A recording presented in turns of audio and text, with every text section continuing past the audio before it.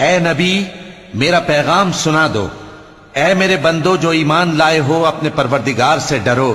جن لوگوں نے اس دنیا میں نیکی کی ان کے لیے بھلائی ہے اور اللہ کی زمین کشادہ ہے۔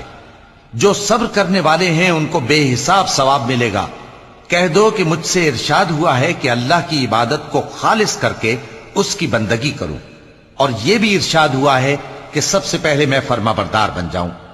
کہہ دو کہ اگر میں اپنے پروردگار کا حکم نہ مانوں تو مجھے بڑے دن کے عذاب سے ڈر لگتا ہے۔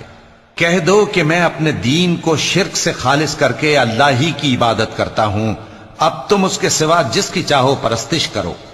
کہہ دو کہ نقصان اٹھانے والے تو وہی لوگ ہیں جنہوں نے قیامت کے دن اپنے آپ کو اور اپنے گھر والوں کو نقصان میں ڈالا۔ دیکھو یہی سراسر نقصان ہے۔